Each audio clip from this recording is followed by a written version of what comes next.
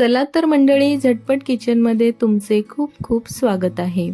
मंडळी, आज मी तुमच्यासोबत शेअर करणार आहे एक चटपटीत अशी डिश. आणि चटपटीत म्हटलं ना की आपल्या तोंडाला पाणी सुटतं. तर आज आपण बनवणार आहे चटपटीत आणि चमचमीत असे दहीवडे. आणि दहीवडे बनवण्यासाठी लागणाऱ्या भरपूर साऱ्या टिप्ससुद्धा मी तुमच्यासोबत शेअर करणार आहे. तर व्हिडिओ कुठेही स्किप न करता पूर्ण बघा. 250 ग्रॅम पांढरी उडदाची डाळ आपण घेतली आहे. 6 तास अगोदर मी डाळ भिजत ठेवली होती. डाळ आपली छान फुगलेली आहे आणि भिजलेली सुद्धा आहे मस्त. 2 ते 3 पाण्याने स्वच्छ अगोदर धुवून आणि मी भिजत घातली होती. आणि आता सुद्धा मी 1 पाण्याने डाळ धुवून घेतली आहे. 2 वाटी आपण दही घेतलं आहे.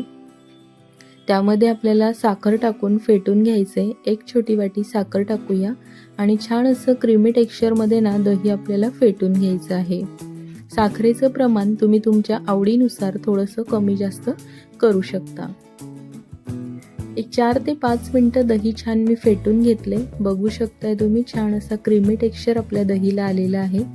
त्यामधल्या सगळ्या ज्या काही गाठी वगैरे असतात ना, त्या सगळ्या अशा आपल्याला दही प्लेन करून घ्यायचं आहे. तर दही आपलं प्लेन झालेलं आहे. आता आपण डाळ ना वाटून घेऊया. पाणी न घालता डाळ आपल्याला वाटायची आहे. जर हवं असेल तर तुम्ही थोडंसं अगदीच 2 ते 3 चमचे पाणी टाकू शकता. बघू शकताय तुम्ही, पाणी न घालता डाळ मी वाटलेली आहे. सगळी डाळ आपण वाटून घेतली आहे आणि एका बाउलमध्ये काढून घेतली आहे. आता आपल्याला यामध्ये अर्धा इंच आल्याचा किस आणि 2 हिरव्या मिरच्या मी बारीक चिरून घेतल्या आहेत. ते आपण टाकून घेऊया. त्यानंतर थोडंसं अगदी चिमूटभर हिंग आपल्याला यामध्ये घालायचं आहे.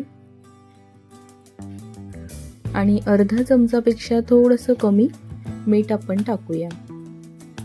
छान आपल्याला डाळ आता फेटून घ्यायची आहे. एकाच डायरेक्शनने आपल्याला डाळ फेटायची आहे. डायरेक्शन आपल्याला बदलायची नाहीये. म्हणजेच ना पीठ आपलं छान फुलून येईल. त्यामुळे 10 मिनिटांसाठी आपल्याला डाळ अशी छान फेटून घ्यायची आहे. बघू शकताय तुम्ही, पीठ आपलं किती छान फुललेलं आहे. एकाच डायरेक्शनमध्ये मी दिशा चेंज न करता ही डाळ अशी फेटून घेतली आहे. असं वाटतंय आपण इनो घातलाय, सोडा घातलाय आणि त्याच पद्धतीने पीठ आपलं फुलून आलेलं आहे. पण आपण अजिबात त्यामध्ये सोडा इनो वापरलेला नाहीये. आता पीठ आपलं तयार झालं की नाही हे आपल्याला कळेल कसं? चला तर बघूया. एका छोट्या वाटीमध्ये मी पाणी घेतलं आहे आणि छोटासा पिठाचा तुकडा उचलून आपल्याला यामध्ये टाकायचं आहे. बघू शकताय तुम्ही, अलगद आपला डाळीचं पीठ वरती तरंगतं आहे.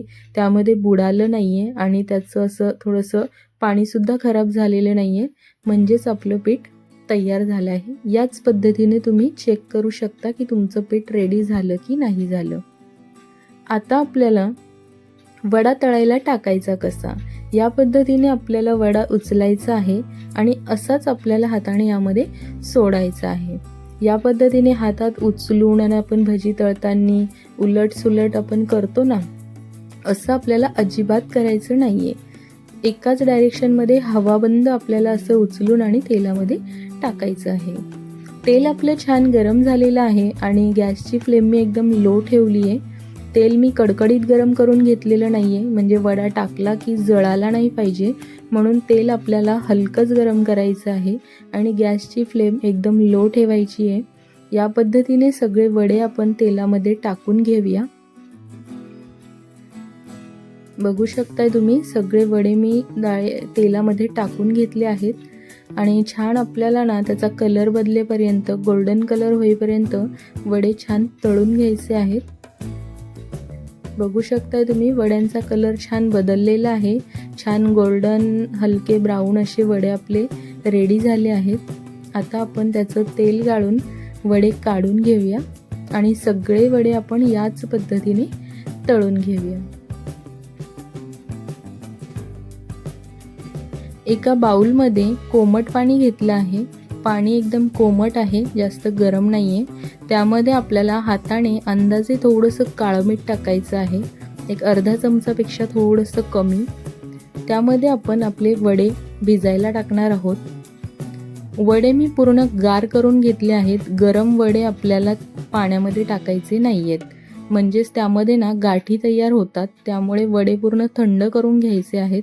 आणि जर तुम्हाला गरम वडे कधी पाण्यामध्ये टाकायचे असेल ना, तर तुम्ही थंड पाणी वापरा, म्हणजेच त्यामध्ये ना गाठी होणार नाहीत. यासाठीच आपण ही ट्रिक वापरली आहे. बघू शकताय तुम्ही, सगळे वडे मी छान पाण्यामध्ये टाकून घेतले आहेत. 20 मिनटं आपण याला आता झाकून ठेवूया, म्हणजे वडे आपले छान फुलून येतील.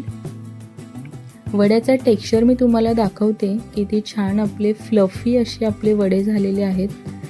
बघू शकताय तुम्ही, वडा आपला किती फ्लफी झालेला आहे, एकदम सॉफ्ट. पीठ आपलं खूप छान तयार झालं होतं आणि त्यामुळे वडा बघा आपला एकदम सुंदर फ्लफी झालेला आहे. हिरवी चटणी तयार करून घेऊया.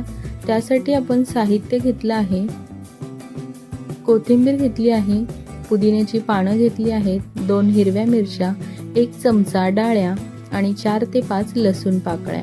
तर मिक्सरच्या भांड्यामध्ये टाकून यामध्ये अर्धा कप पाणी टाकायचे आपल्याला आणि छान बारीक याची चटणी आपण वाटून घेणार आहोत. अर्धा चमचा मीठ टाकूया आणि छान याचं बारीक आपण वाटण करून घेऊया. बघू शकताय तुम्ही, छान हिरवीगार अशी आपली चटणी तयार झालेली आहे. चिंच गुळाची चटणी सुद्धा आपण तयार करून घेतली आहे. वाटीमध्ये काढून घेऊया. ही चटणी थोडीशी मी पातळ केली आहे. तुम्हाला जर थोडीशी घट्ट हवी असेल तर तुम्ही यामध्ये कॉर्नफ्लॉवरचं पाणी करून टाकू शकता, चटणी घट्ट होईल. यामध्ये मी चिंच, गूळ, साखर, थोडंसं जिरा पावडर आणि काळं मीठ घालून ही चटणी तयार करून घेतली आहे.